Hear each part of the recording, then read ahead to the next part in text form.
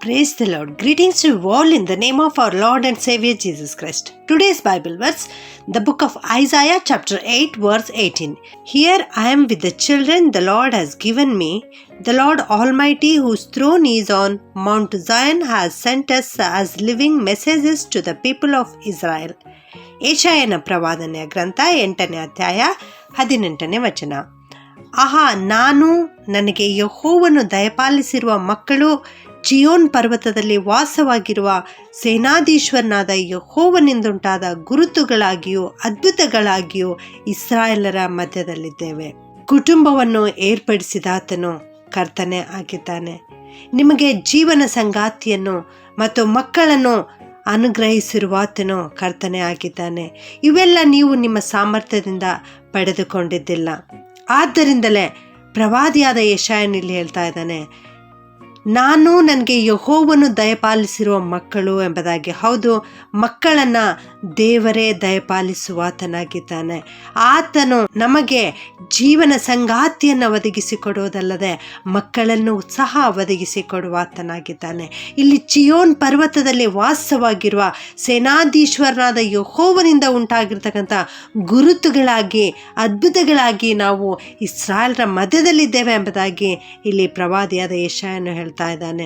ಹೌದು, ಇವತ್ತು ನಿನ್ನ ಹೆಂಡತಿಯನ್ನು, ನಿನ್ನ ಗಂಡನನ್ನು, ನಿನ್ನ ಮಕ್ಕಳನ್ನು ರಕ್ಷಣೆಯೊಳಗೆ ನಡೆಸಿರುವಿರ. ಈ ಕ್ರಿಸ್ಮಸ್ ಸಂದರ್ಭದಲ್ಲಿ ರಕ್ಷಕನಾಗಿ ಈ ಲೋಕಕ್ಕೆ ಇಳಿದು ಬಂದಿರುವ ಮಗುವಾಗಿರುವ ಯೇಸು ಕ್ರಿಸ್ತನನ್ನು ನಿನ್ನ ಹೃದಯದೊಳಗೆ ಸೇರಿಸಿಕೊಂಡಿದೆಯಾ? ನಿನ್ನ ಮಕ್ಕಳು ಸತ್ಯವೇದವನ್ನು ಕ್ರಮವಾಗಿ ಓದುತ್ತಾ ಇರುವರ? ಆಲಯಕ್ಕೆ ಕ್ರಮವಾಗಿ ಹೋಗುತ್ತಾ ಇರುವರ? ಪರಿಶುದ್ಧವಾದ ಜೀವನವನ್ನು ನಡೆಸುತ್ತಾ ಇರುವರ? ಇದೆಲ್ಲವನ್ನು ನೀನು ಗಮನಿಸಬೇಕು.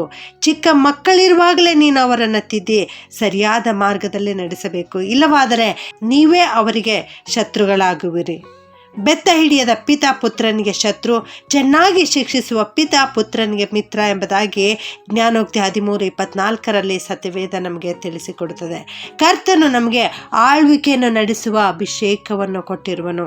ಯೆಹೋಶುವನು ತನ್ನ ಗ್ರಂಥದಲ್ಲಿ ನಾನು ನನ್ನ ಮನೆಯವರು ಯೆಹೋವನನ್ನೇ ಸೇವಿಸುವ ಎಂಬುದಾಗಿ ಯೆಹೋಶುವ 24:15 ಹೇಳುತ್ತಾನೆ. ಹೌದು, ಅವನು ತನ್ನ ಕುಟುಂಬವಾಗಿ ಯೆಹೋವನನ್ನು ಸೇವಿಸುವನು ಎಂಬುದಾಗಿ ಅಲ್ಲಿ ಹೇಳ್ತಾ ಇದ್ದಾನೆ. ನೀನು ಇವತ್ತು ಕುಟುಂಬವಾಗಿ ಯೆಹೋವನನ್ನು ಸೇವಿಸಲಿಕ್ಕಿದೆಯಾ? ಕುಟುಂಬವಾಗಿ ಯೆಹೋವನನ್ನು ನಿನ್ನ ರಕ್ಷಕನಾಗಿ ಅಂಗೀಕರಿಸಿಕೊಂಡಿದ್ದೀಯಾ? ಇದನ್ನು ನೀನು ಜಾಗ್ರತೆಯಿಂದ ಕಾಪಾಡಿಕೊಳ್ಳಬೇಕು.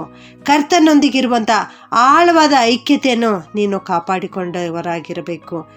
ಅದಕ್ಕಾಗಿ ಮೊದಲು ನೀವು ನಿಮ್ಮ ಮನಸ್ಸಿನ ಆಲೋಚನೆಗಳ ಮೇಲೆ ದೊರೆತನ ನಡೆಸಲು ತಿಳಿದವರಾಗಿರಬೇಕು. ಎರಡನೆಯದಾಗಿ ನಿಮ್ಮ ಶರೀರದ ಮೇಲೆ ದೊರೆತನ ಮಾಡಲು ತಿಳಿದವರಾಗಿರಬೇಕು. ಮೂರನೆಯದಾಗಿ ನಿಮ್ಮ ಕುಟುಂಬವನ್ನು ಆಳಲಿಕ್ಕೆ ನೀವು ಬಲ್ಲವರಾಗಿರಬೇಕು.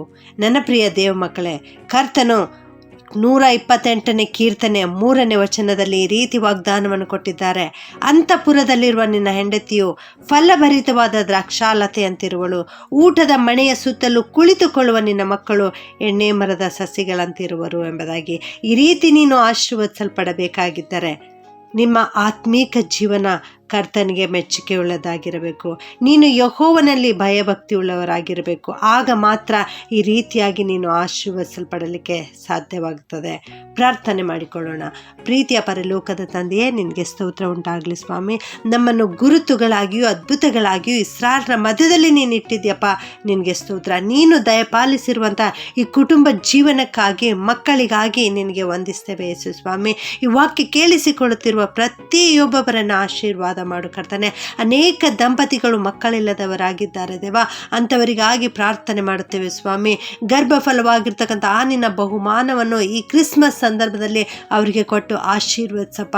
ಅವರನ್ನು ಸಂತೋಷಪಡಿಸು ಕರ್ತನೆ. ಅದ್ಭುತಗಳನ್ನು ಮಾಡುವಾತನು ನೀನಾಗಿದ್ದಿ ತಂದೆಯೇ, ನಿನಗೆ ಸ್ತೋತ್ರ ಅಪ್ಪ. ಕುಟುಂಬವನ್ನು ಆಳುವಂಥವರು ನೀವು ಆಗಿರಬೇಕು ಎನ್ನುವ ವಾಕ್ಯ ಇವತ್ತು ನಮಗೆ ಕಲಿಸಿಕೊಟ್ಟಿದ್ದೀರಿ ತಂದೆಯೇ, ನಿನಗೆ ಸ್ತೋತ್ರ.